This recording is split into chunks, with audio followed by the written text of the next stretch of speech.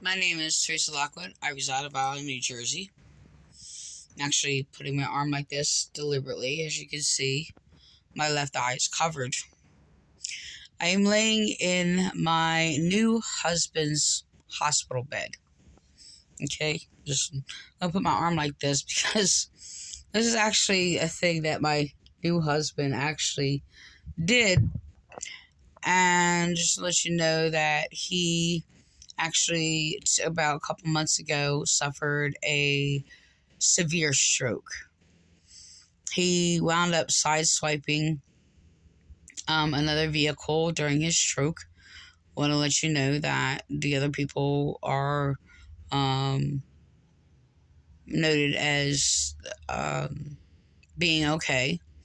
He did not suffer injuries from the car accident except for when he fell out of the truck when he had a stroke. Apparently, Donald Sevais, uh, when he opened a door, when the officer approached the vehicle, actually fell out of the truck. Just to let you know that his truck is pretty large, big wheels, and very high.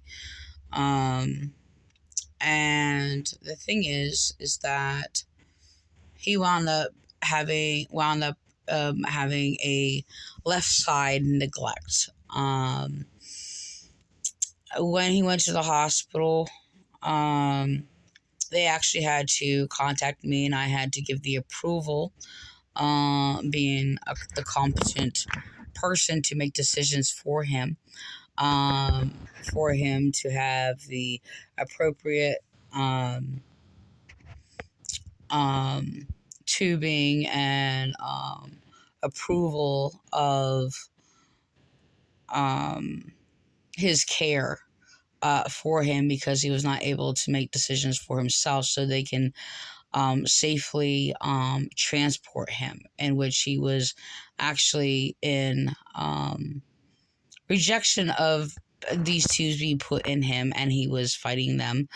I just want to know on his right side, because his left side was not able to. He was not able to move things with his left side. So the thing is, he's not here because he's back in the hospital, because people want to sit there and talk a lot of crap and claim that, well, I cannot provide the proper therapy that he needs. So we're going to talk about that. And as you can see, I look a little bit odd with my left side covered. Though I cannot actually experience, I'll put my arm back here, experience what Donald is experiencing, as there is parts of the brain which I consider to actually be asleep, is what I say it is. I'm actually laying in his hospital bed. Oh. If you can see the railings. Okay. I don't know if I can get that on video.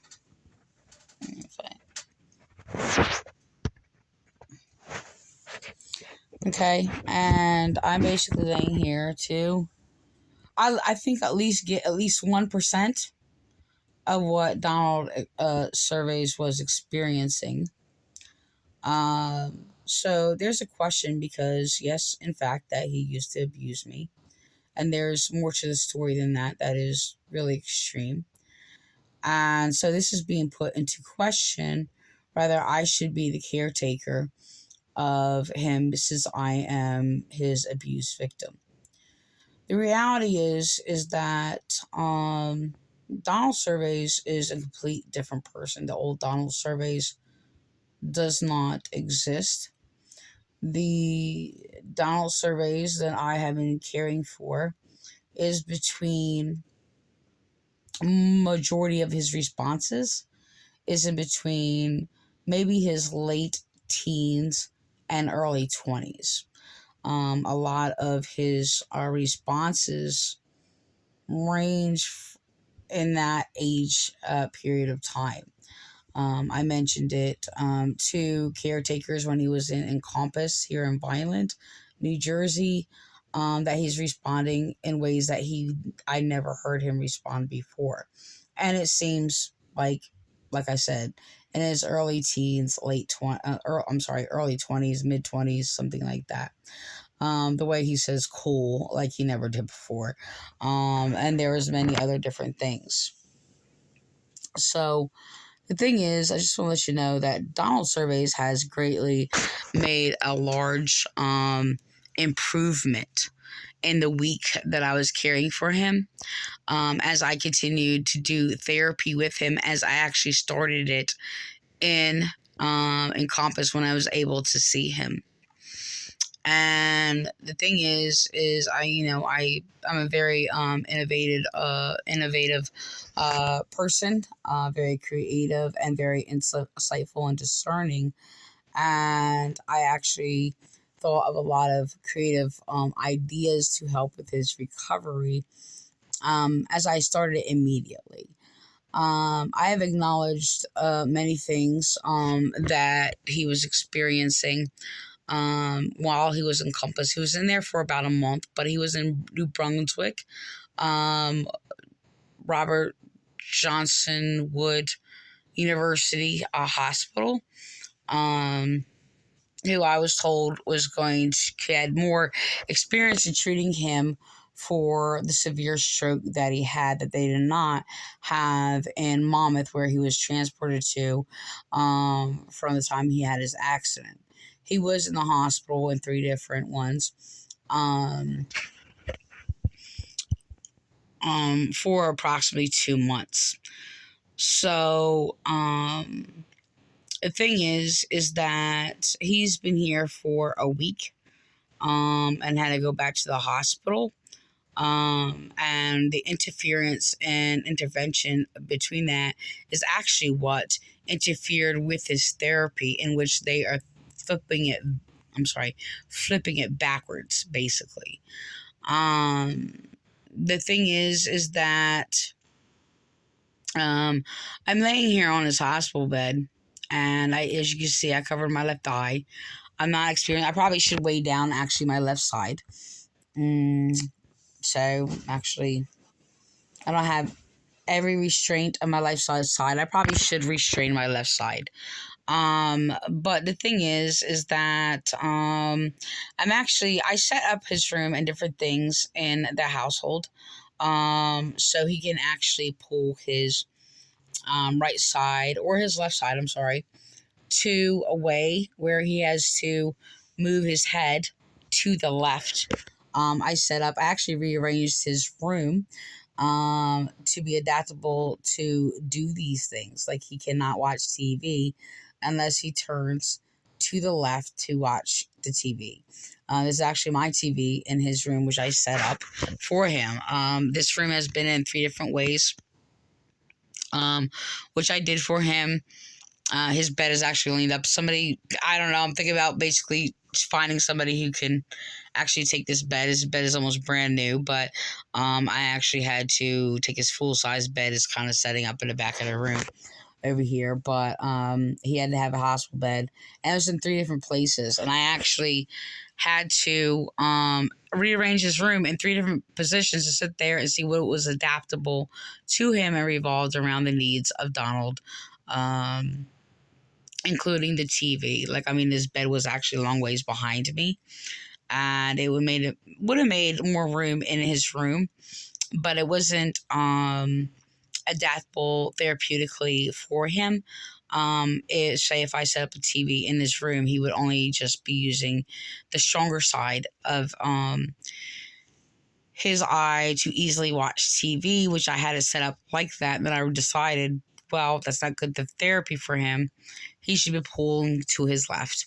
So I did set up a situation in a thing in the living room. If he went in his wheelchair, which is actually it was better for him to be in a wheelchair because it set him up straight and more controlled.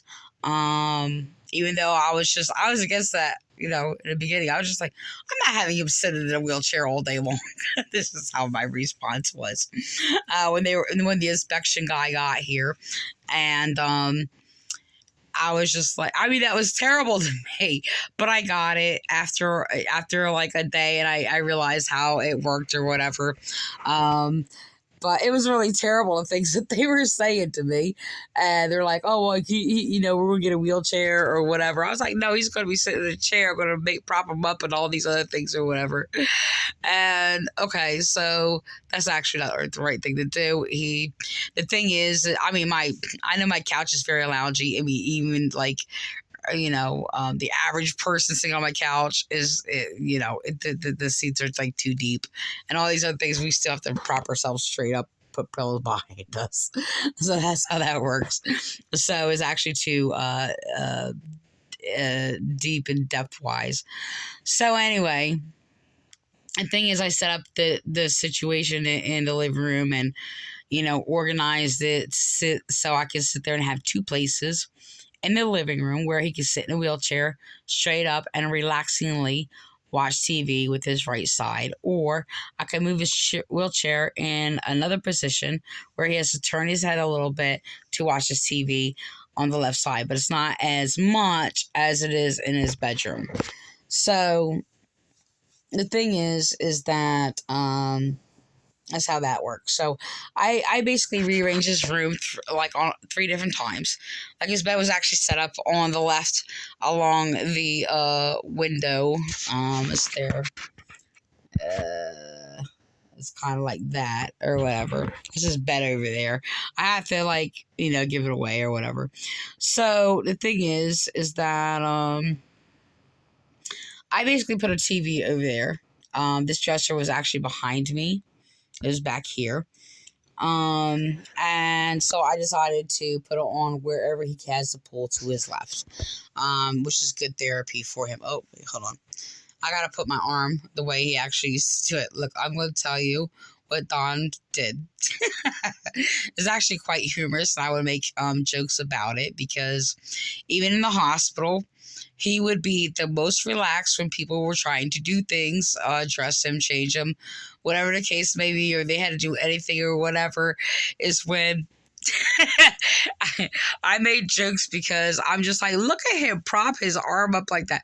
Look, when they were changing him and had to do all kinds of things or whatever the case may be, he would just sit there and I'm like, look, I know there's a statue out there that's like that, and I'm gonna find that statue.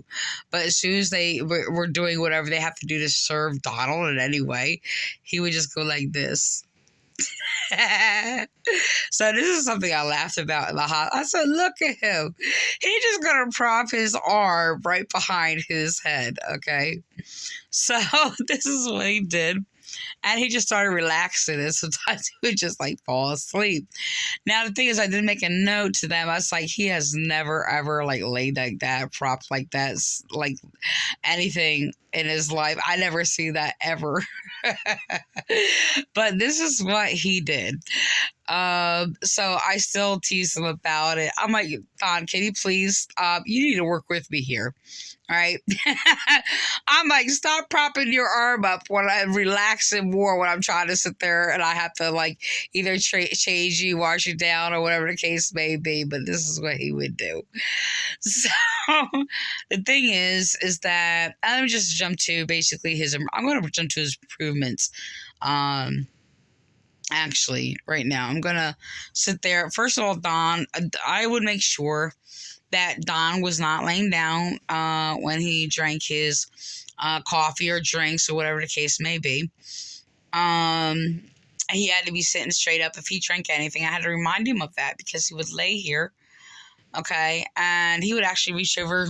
I don't know if the table is here. Okay, the drink's not here. Actually, I put some kind of paperwork on there for right now. But the thing is that he would try to you know what? I should just pull it. I don't know if I can pull it. I don't know if I can do it with my arm. No, I can't. Okay. So Don would sit there and he would have his the railings here, and he would actually pull through the railings and try to grab his coffee. And I'm like, you can't do that. Or if he was laying down, he was like, you can't do that laying down. So it was actually quite humorous, but I would put his coffee next here. He had to have a thickener in his coffee because his nerves were he could actually, it could, as people would describe it as going down the wrong pipe. And it actually, it's really strange how I actually was observing an anatomy channel for a number of months, probably a year. I'm not really sure exactly how long, but probably almost a year, where there's actually like a valve, when something goes down the wrong pipe. It's because like a valve is actually unleashes, kind of goes up a little bit and it goes down the wrong way. Well, when you don't have proper control from your nerves to actually control all of that, that's when you get that thing where you kind of drink something wrong and you can't breathe and you feel like you're just like seriously going to die.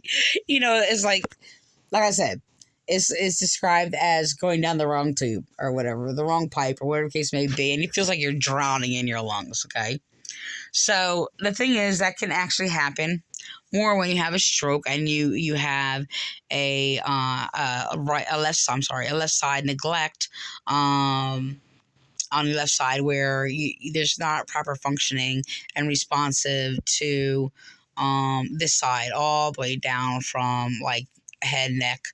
It actually cause the source is actually, yes, comes from the brain, so it would be up and it would be all the way down on your left side. So the thing is that yes, I would have to always make sure that he's sitting up when he's drinking. And of course that should be basically fairly just about everybody. I mean, can you imagine trying to drink something or eat something when you're laying down? Yeah. So I don't even know how he would still try to do that, but I don't know. When somebody wants their coffee, I guess they want their coffee. So anyway, the thing is, Don has made extreme amount improvement when I was caring for him, and the thing in a week. And the thing is that I have actually taught him, and it's only about making him think about what he was doing. And this was like a continuous, consistent thing that I do with him. And he actually has improved in a week and basically not spilling out of his left side. So this is something common when somebody has a stroke, and when they eat or drink, it will droop out of their left side because it's very, very weak. So I had him concentrate on when he's drinking and eating, and so that does not happen. And I told him, so I say, just lean it towards your right, okay, and make sure you keep your heads up. And the thing is that he has improved in being able to drink and eat without it spilling out of his left side, okay. So the thing is, I just want to let you know that everything is poured out because everything has to be pureed. He cannot eat whole food. So the thing is that I have to puree everything. So I have to cook his meal, and each individual dish, I basically have to puree, and that's each thing. So if I basically make baked chicken, I actually have to individually puree that.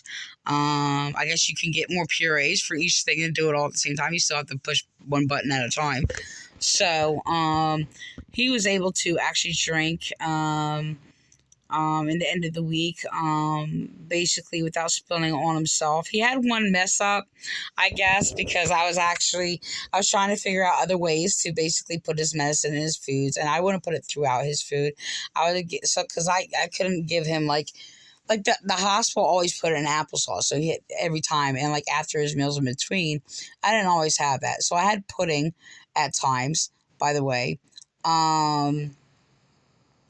but sometimes, when I didn't, and if you didn't want pudding all the time or something like that, I would basically put it in. I would separate a little spot section for his food, and we did experiments too. Like, I mean, if was I able to do the orange juice and you put a little water, I would be actually orange water. He's diabetic also. He can't actually have straight orange juice because it would be too much sugar for him, but he loves juice, and he loved it when I basically diluted juice for him. So I do dilute the juice, put a thickener in it, and put a little bit of medicine. So we were experimenting with that. And so there was one time it didn't taste so good. and I try to eat. I even put Splenda in it. And a sweetener. I actually tried it.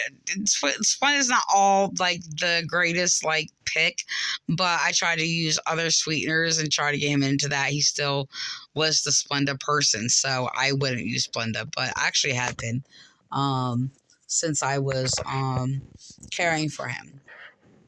So the thing is, he likes a little Splenda in his orange juice, so I kept it balanced and things like that. We call it like a healthy orange water or whatever, and he actually found it very refreshing. So I just want you to know also, when he was in the hospital, they did not go by a diabetic diet whatsoever. I've actually made complaints about it about 5 times because his blood sugar would be up so high. I mean, I'm talking about like I really, really high, like a 170, 180. They try to cover that up, by the way, and claim that that is the appropriate number. This is what the hospital in Compass did. Told people not to give him insulin if it's basically 179 or under. And it's actually a lie. It's actually to basically how do I say, justify them and their foods and not giving them a diabetic diet. Don has never gotten a diabetic diet in the hospital whatsoever. Even when he was diagnosed with diabetic and almost went into a diabetic coma, I was questioning things that they were feeding him. The hospitals do not give diabetic patients diabetic diets. What they do, and I found out later, it's like, oh, well, oh, that's okay. They count calories. Counting calories has nothing to do with diabetic diets or anything like that. You have to count starchy carbs, carbohydrates, and sugar. Okay. And it should be only be revolved around that. I actually did a year research in regards to diabetes, the body and his diet and things like that, to do a lot of research for Donald for his diabetes. Okay. So the thing is that yeah, the sugar high, if it's 180 or over, that's a bunch of bull. I'm sorry. You know, if it goes like around 130 or whatever, that's high. And that's basically after you eat. But if it goes to 140, 150, that is too high. You need basically insulin and things like that or whatever. They pushed it to adapt, for the hospitals to adapt to basically what they feed them. And the thing is, they don't understand that the diet is basically very medical and they have to adapt to their medical needs. So the thing is, they gave them a lot of oats, the starchy carbs, and pasta and rice and things like that, and they cannot do that. And I said that to basically, nurses and other people in regards to um, how you have to do it, and you cannot have too many starchy carbs in a diet and things like that. And they do not teach the nurses this. They don't teach them anything about diabetes, and they just alter their rules to adapt to what they give them and to make it cheaper to sit there and give them the oats and the pasta and things like that. The thing is, not only is it not good for diabetics, it's not good for anybody all around. Okay. And that's actually the cause of basically the problems with diabetes in the first place.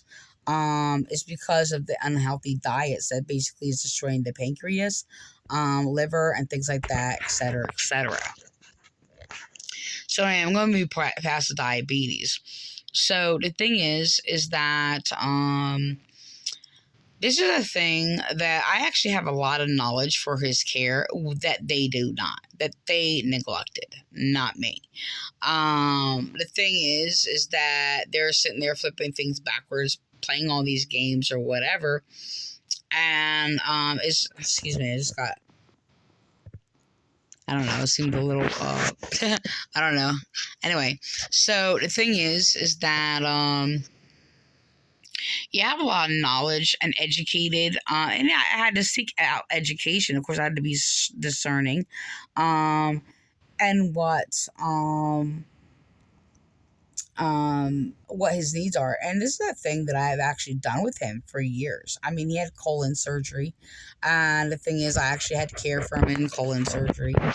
And afterwards, since he was like extremely drugged up, sent home really soon. I was actually really shocked. I mean, he had colon surgery, and he had staples all down his stomach. I mean, from the top to all the way down to the bottom.